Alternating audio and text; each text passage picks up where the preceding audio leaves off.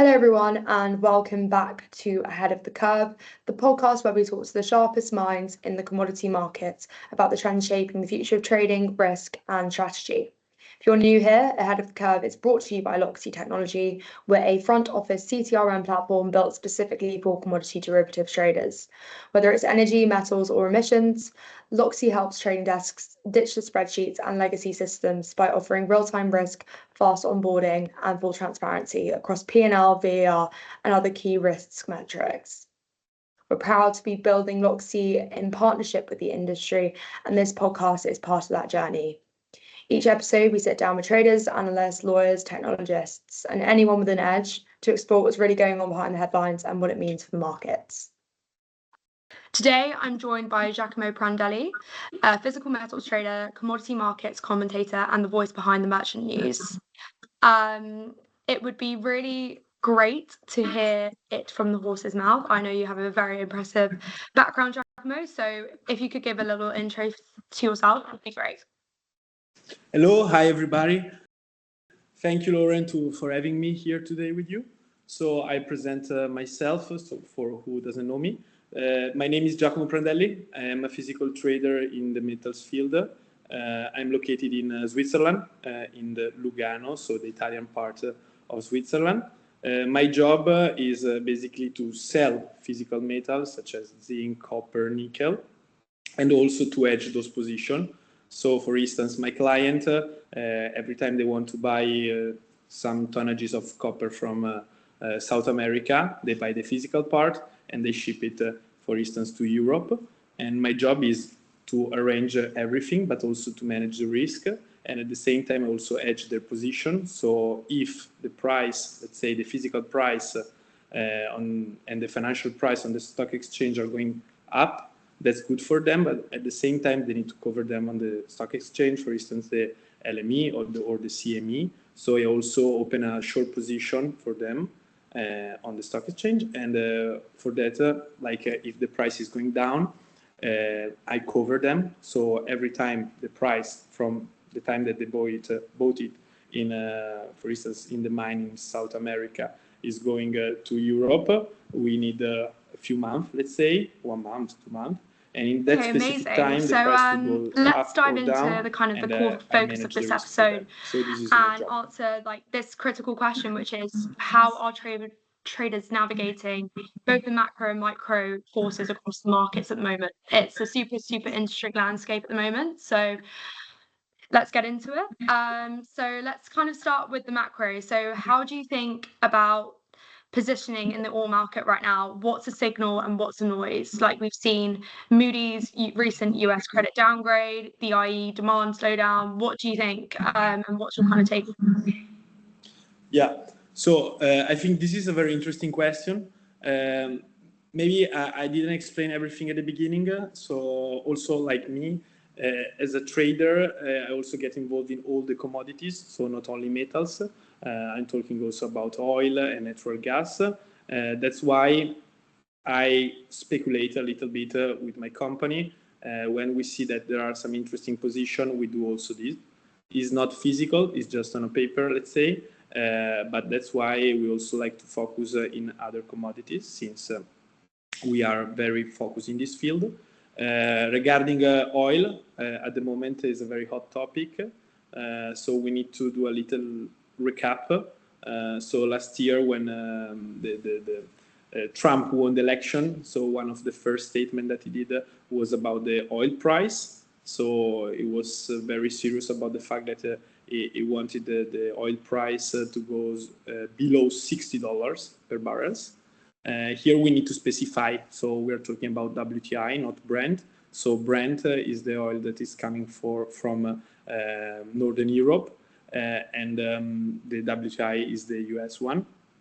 So the Brent one usually is a little bit more expensive, a few dollars more, but it's not due to the fact that the quality is better, because sometimes like the WTI has a better, let's say, physical specs, but like we are just speaking about speculation. So that's how you can recognize different two type of oil that have the biggest volume on the market.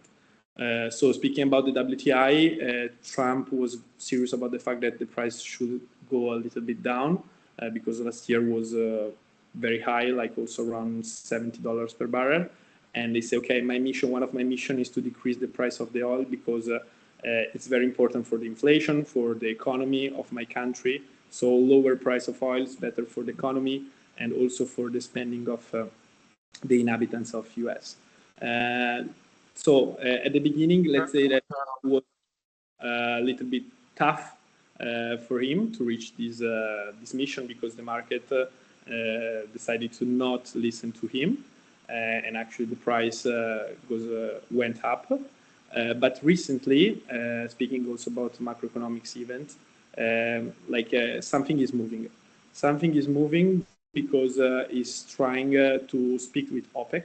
So OPEC is the biggest organization worldwide for the oil production, and there are some players in the OPEC, such as Saudi Arabia, Iran, Russia, and those players, they really rely on the price of the oil. So higher the price, better is for them because their economy are based on the let's say sales of oil that their country are generating.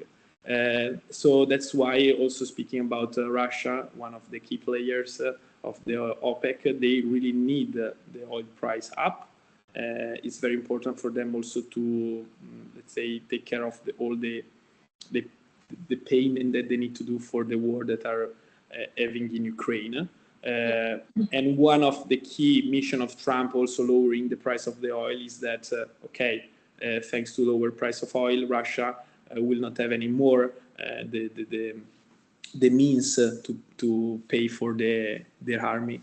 So also this is another key element. And so he recently went to sign some contracts, let's say, with Saudi Arabia, Oman, and also now is negotiating with Iran about the nuclear. So thanks to that, now we are seeing that the price lower a little bit of oil. So basically is giving to those countries more money in different fields such as technology, AI, other things not related with oil. So thanks to that, those countries that will have the money to, let's say, fill the gap with a lower price of the oil. So I think this is the big scenario. So my idea regarding the oil is that now the range between the range that we need to focus is from $60 to $65 per barrel. And every time the price goes up, so upper to 65 or more, we should short it. And when it goes below 60, we should buy it. That's the idea. But actually, we need to be a little bit cautious because now, thanks to the pressure that Trump is giving, some analysts they are trying to reread the previous analysis and try to lower a little bit to below 60. So we will see at the end of the year what's going to happen. But I'm quite optimistic with the fact that the price will stay between 60 and 65. I'm sure a lot of macroeconomists will probably agree with you. I've done a lot of reading on that, and most people are saying pretty similar ranges. So what kind of other data or indicators are you watching closely when forming directional views? I think, of course, the oil production. I think a key elements of this is the OPEC production. So we can see that now they're trying to put pressure to lowering the oil production. If they are capable of doing that, the price should skyrocket because, of course, they're one of the key players. And if they want to decrease the production, of course, it's going to mean that less oil in the market, so price will raise. But we see that some of the countries that are part of OPEC, such as Azerbaijan, Venezuela, so of course they don't have the power of the production of the bigger one, but they are doing things on their behalf. So they're producing more, even if the OPEC is a little bit strict with the production now.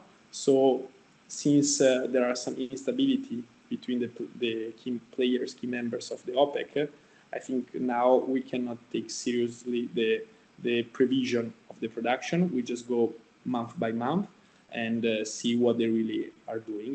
Another key important, let's say, indicator for this kind of analysis, I think, is regarding China.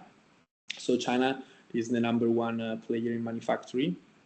So they need oil. They really need it for the production and for the economy. So at the moment now we are seeing that the peak of oil imports from China was reached a few months ago, and now they are decreasing. So what does it mean? It means that can mean two things. The first one is that the economy, internal economy, is not going very well in terms of, let's say, growth. And the second one could be related to the, let's say, new, let's say, green sources of energy production. They're pushing a lot also in that. So we can see that the first big customer of the oil supplier is, let's say, buying less oil. Another aspect that just came to my mind, and I think is very important, is related to the war. So at the moment we have three big wars. Let's say the one in Ukraine, the one in Middle East with Israel and Palestinians, and the one in India. So very new one between India and Pakistan in the Kashmir area, so north of India. I think like this one, there is a lot of, let's say, history between this conflict between India and Pakistan, and they always, let's say, did some little riot between themselves. But I would say that now what they just did, a terrorist attack, the Pakistan, let's say, part against India. Now India need to show to not just to Pakistan but just to all Asia and the world that they are an economic power, but also they have a strong army. And that's why I think if the war between Pakistan and India will increase in terms of size and players, I would say that also India should buy a lot of oil to, let's say, take care of all the army supply. And of course, I think the market will realize the fact that India, they're buying a lot of oil, and also the price will change. So essentially, kind of data and indicator wise, you're looking at the headlines and the geopolitical tensions, I imagine, as kind of key indicators in where you think the price of oil is going at the moment, which is super interesting. How kind of closely related are you thinking geopolitical tensions and the price of oil will kind of remain in the coming years? What we see nowadays is the fact that the Western country, and speaking about Europe and North America, are losing a little bit the pace of the past, and the BRICS country, like they are growing. This, I think, is a very tangible scenario, and so we will see in the future how those two factions, so the G7 and the BRICS, will create their future. For sure, speaking about the European one, because I'm living in this area of the world, I think we should be more united in terms of intent. But thanks to the war, thanks to the COVID, thanks to many aspects that are happening, I think like they are understanding that. Of course, at the end of the day, we are not a united country, a unique one as US. Okay, that is, of course, there are a lot of little federal countries, but at the end, Washington is leading. In Europe, they would like to do the same things with Brussels, but the history behind and the different interests that they have, actually, they nowadays we see that we are united, but at the same time with different intent. So for this reason, they should find a solution. Also, maybe thanks to the new geopolitical, let's say, scenario that is growing nowadays. Otherwise, I think the BRICS they will be the future superpower of the world. And speaking about China, because of course the manufacturing power and the fact that they are supplying the world is an important data. And if they also reach the same level with the army, I think this is another problem from US and the G7. Yeah. Absolutely. We'll touch on the BRICS a bit later when we kind of dive into the metals world. But what kind of role do you think market structure, like spreads, liquidity, venue behavior is playing in amplifying or dampening the volatility that we're seeing at the moment? So we have a few examples for this. A few months ago, Trump decided to put tariff, so all over the world. He decided to put higher tariff on some countries, as Vietnam or China, and a lower one on others. But all the countries in the world were affected to Trump tariff, also his allies, such as Europe. And we saw that since that specific day that he announced the fact that he's going to put the tariff, a lot of movements start going all over the world. And speaking about metals, so those are the elements that I'm focusing more in my daily, let's say, job. I saw the fact that everybody were super afraid of the fact that from one day to another, Trump will impose some tariff about their metals. So aluminum, copper, zinc, those kind of elements. So we saw that from the CME, so is the, let's say, the player on the metals in the US, we saw that the price of specific metals starts skyrocketing, such as copper, aluminum at the beginning, and the LME, so the London Metal Exchange, wasn't taking the same pace of the prices of the CME. So this created a huge spread between the metals, between the two, let's say, entities that are trading it. And so I would say that this is a huge opportunity. Of course, nowadays the spread are decreased and the prices are similar. If you do let's say, the computation to understand their intrinsic value. But I would say that every time Trump will change his mind, and we see that every week he's doing that, about tariff, when to put them, how to put them, on what. I would say this increase a lot the spread between the commodities that are traded. So I would say that we should always keep an eye. We saw what happened in the past, and something can do it again. So my guess is trying to be a little bit focused more on some specific elements that moves a lot in the past, a few weeks ago, and try to understand if he's going to say something else about those elements. I think we should replicate the same movement, and so we should take an action in the specific situation. Okay, awesome. That's led us very nicely on to kind of our next section, which is that you are very active in the metals market and the physical metals market on both the LME and the CME. So in general, apart from, where we saw the massive spread between the CME and the LME when Trump was first elected and the tariffs started coming in place, what would you describe the key difference in how these venues behave otherwise? I would say that,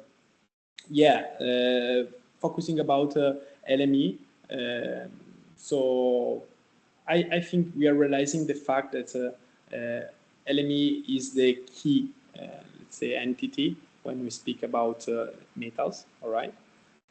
More than CME, because we can see more metals traded on this, such as nickel, such as aluminum, different kind of aluminum. And on the CME, there are less, let's say, metals. So I would say that LME is going to take, let's say, is going to be the most reliable one. So if we see some spreads that are very huge, we should always rely on the prices that we see on LME. And of course, the fact that are opening also many warehouses also in Asia is the fact that understanding the fact that Asia is the most important player in the metals field. Speaking about China, they are more than 50% of the worldwide production and refinery of metals came from China. I would say also higher percentage.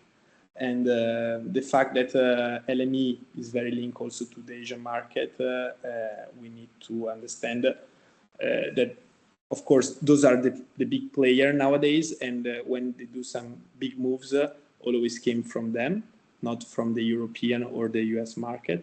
So we should bear in mind that this is important, is an important aspect. Of course, we have the Shanghai. In China, a lot of metals are traded on the Shanghai one. Or also in India, we have another, let's say, entity. But I would say that also the Asian, they are looking at the LME. So this is the, let's say, the key one, I would say. Interesting. Okay, so what's kind of like, from your perspective, the most misunderstood part of trading physical metals, whether it be on the LME or the CME or the Shanghai Exchange? What kind of is the most understood part? Yeah, the biggest one was with nickel. So I don't know if you know this story. In 2022, the price of nickel on the LME skyrocketed, like they touch more than 22,000 US dollar per tons. Nowadays wow.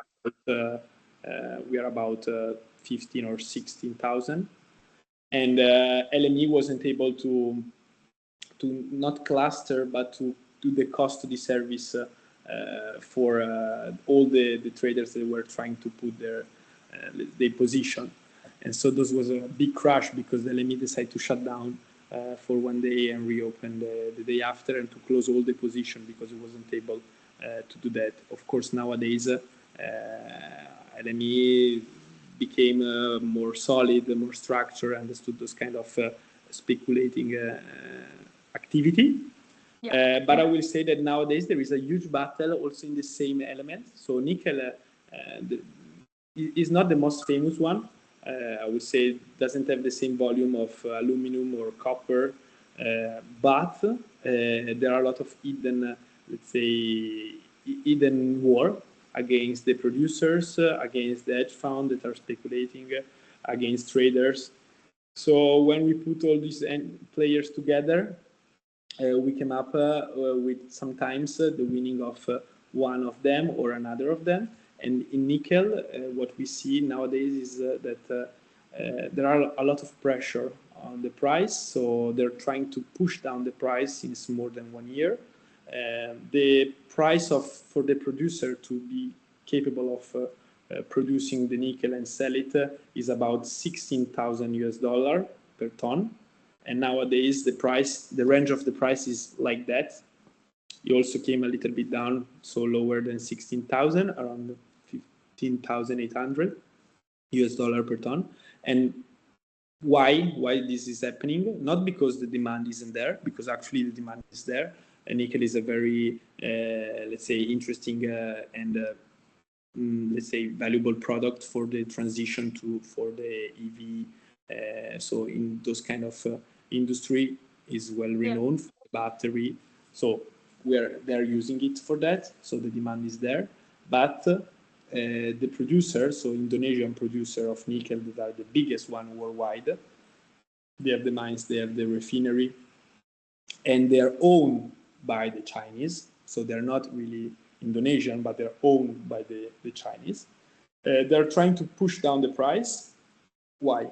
Because they want to put pressure on other producer, other miners located in Africa, South America, Australia. So they are trying to do that in order to let them to close their operation or to put them on pause. So they will get more size of the market. So I think this is very interesting because last year, Anglo American, one of the biggest player in nickel industry decided to sell some of his mines of nickel to a Chinese company. And or maybe it happened in New Caledonia. There was a huge riot within the civilians with the French government, and also for this reason they stopped the production. And also in this case, the Indonesian, they get more market size, so they are getting very strong and let's say powerful in the nickel industry. And I don't know honestly the future. But they're getting their objective, they're getting what they want, and it seems that no one else is capable of trying to stop them. But of course, they are loaded and they are covered by the Chinese government, and maybe that's why. So kind of shifting away from nickel and kind of talking about like copper and aluminium. So how have you seen kind of price discovery and liquidity change for those key metals, and especially kind of in the wake of new regulations and logistic frictions? Like what are you kind of seeing? So yes, absolutely, this is a huge topic when I'm speaking about Europe, because if we speak about regulation, when we speak of Asia, Africa, Middle East, they are less regulated, and it's much easier to trade in those areas. In Europe, what's happening is the CBAM. So CBAM is a new regulation. Every producer are very afraid of this new regulation. Is about let's say the pollution. So every time you are importing material from an external supplier into Europe, you need to show how many, let's say, quantity of carbon the producer deploy in the air. Of course, it's not an easy matrix to evaluate because the producer, of course, doesn't know how much he polluted. If the producer is located in Africa, it's very difficult to ask to him those kind of figures. And but if you want to show those kind of data to the European Commission or who's taking care of that, you need to have some people that are doing this job. So for this, you need to spend money. You need to create specific teams of people that are doing this, all related to the emission and or related to the fact that you're buying for a sustainable producer that is very ESG friendly. And of course, I think those are very, very nice, let's say, nice idea of the future. I completely with them.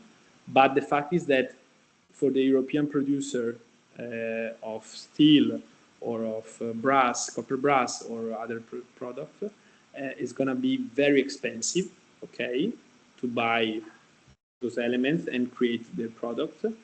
And if you don't have barriers or boundaries from other producers such as China, India, or Turkey, they will, for sure, they will supply in Europe with better prices than the European producer.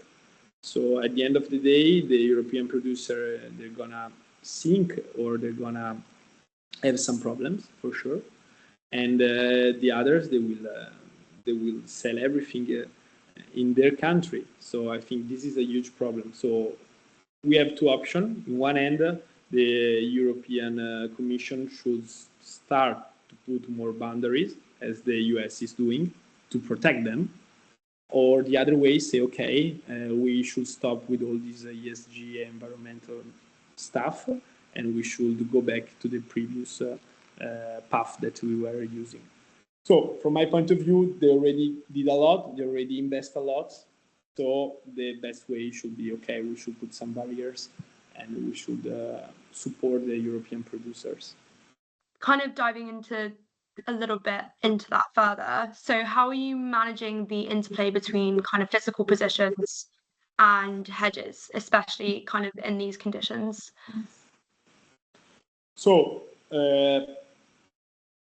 this is a good question because actually it's a hot topic. Because, for instance, if you have a specific price, a physical price, and when you look at the LME, for instance, the prices are not real. Also, to try to hedge the position is not that easy. Usually, the price should go at the same path. So, in one way or another, one is winning and one is losing. So, with this higher cost, for sure, the producer, they have an advantage, the producer in these countries.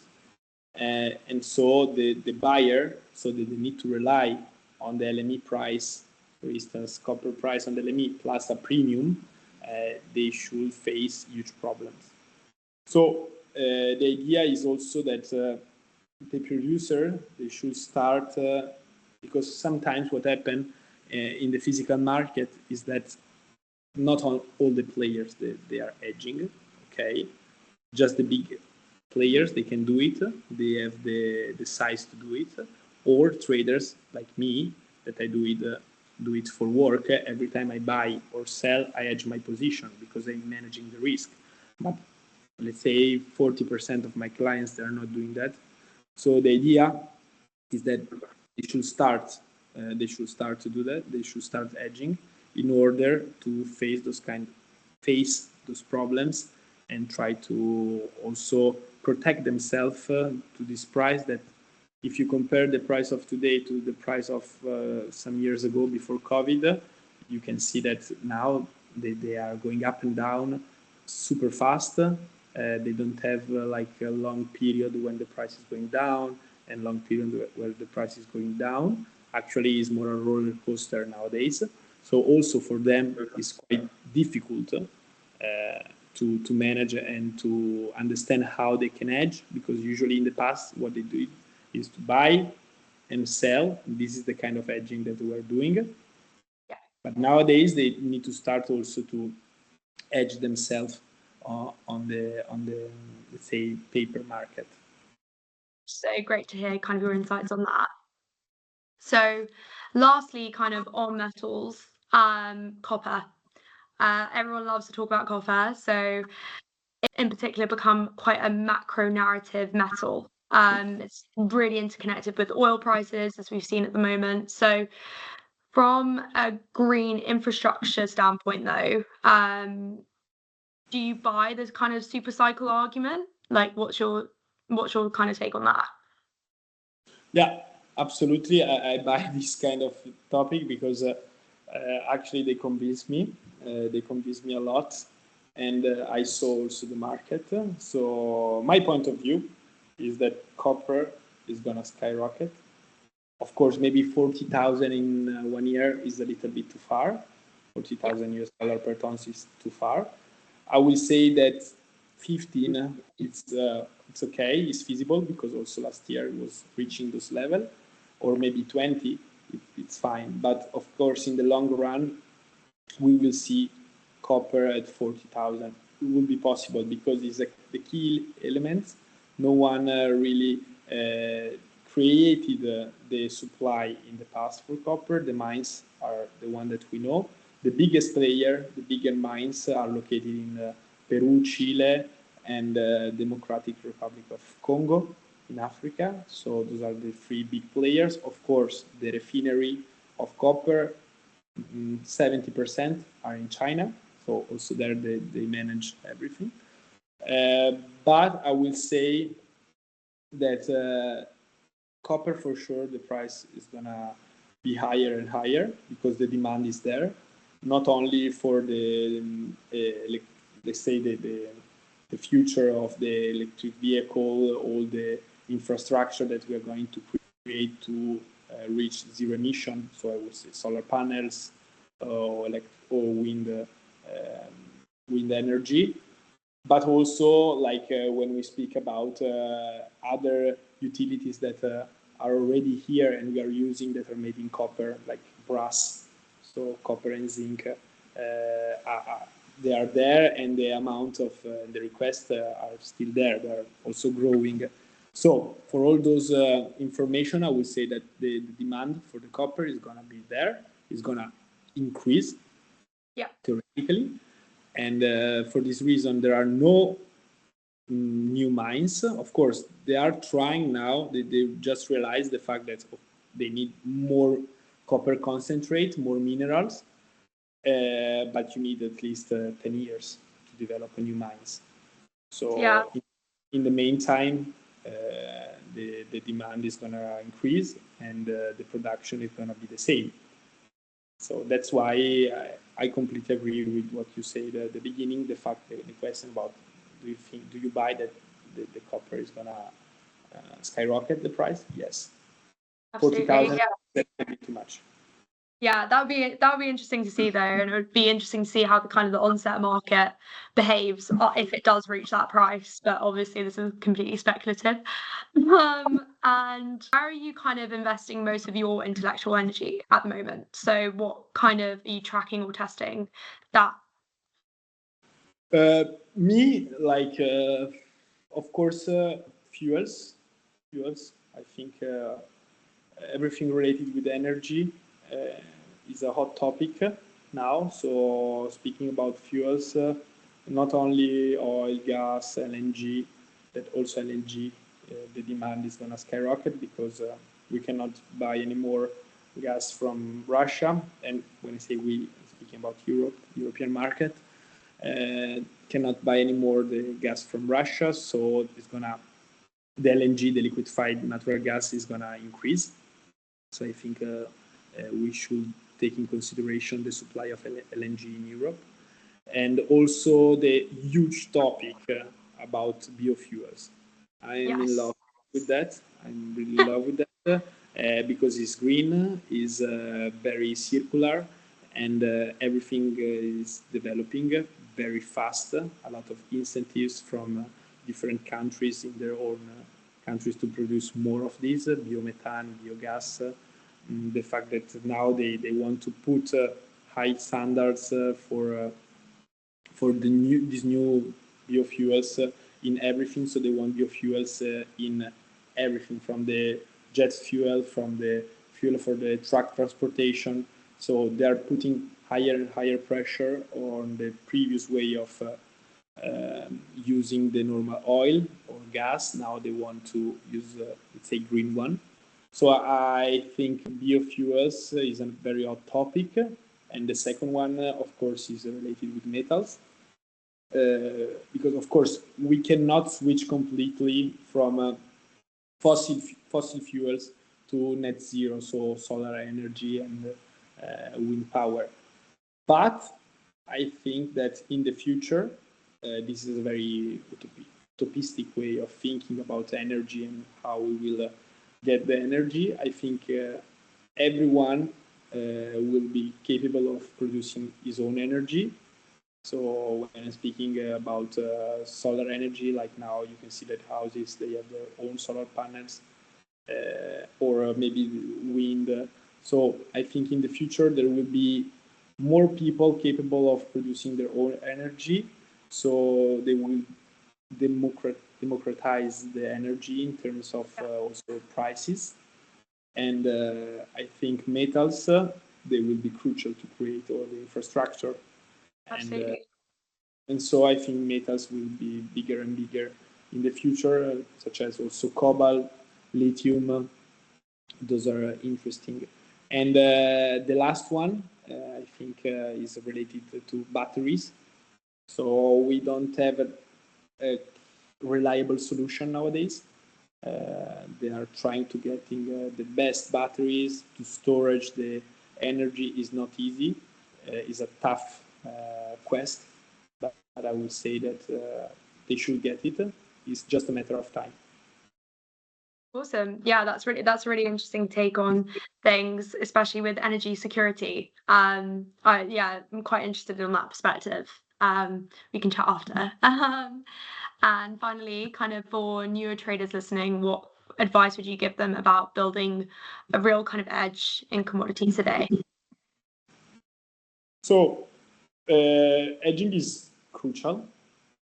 Hedging is, I think, as I was telling you before, is getting more and more important, not only for the big player, but also to the small one. So let's say it's not an advice, it's just like they should do it. It's an imperative order.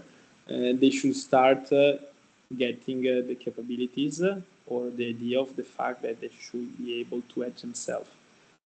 But every time I do this kind of speech with my clients, what they do is say, okay, it's easy for you to say that because you buy materials that are high quality, they are traded on the LME, for instance, and so it's easier for you to hedge. So no, the big problem for them is that, okay, we are buying also scrap, and for us, scrap is not easy to hedge. So now what the big challenge for them is to understand also with professional hedgers and professional traders also like me, to understand a sort of equation to be capable to say, all right, if you buy this amount of scrap, how much tonnages or lots I should buy on the LME to hedge myself or to short on the LME. So this is the big question, because otherwise they will not be capable to hedge most of their position. And so every time the price is going up or down at this pace, they cannot do anything. And also they need to adjust the prices on the product that they're selling. So all the, let's say, all the people involved in this process, they will face a very quick and rapid change of the prices of the product that they're selling. Otherwise, the possible answer is to hedge, but to hedge the scrap is not easy. So. Interesting. Okay, thank you so much, Giacomo. This has been an absolute pleasure having you on today, and such a timely conversation. Thank you so much for sharing your insights, giving us a lot to think about on kind of flows and strategy. And if you're not following you yet, I think you should, and your merchant newsletter. And be sure to subscribe to this on Apple, YouTube, and Spotify. So thank you very much, Giacomo, for joining us. Thank you very much, Lauren, for having me. You were very kind. Honestly, I had a lot of fun. So the questions that you asked me were very pertinent and actually very deep. So I was capable of showing what I do every day. So thank you very much. I had a lot of fun. So I don't know how many minutes we are here, but it was a quick one. Apparently. Stay here also 30 minutes more. And yeah, regarding the newsletter, the merchant news, I update it every week. So I try to show what happened the previous week in the market, in the commodities market, and also try to understand what's going to happen in the future. So that's the idea of the newsletter. Others might not see yet.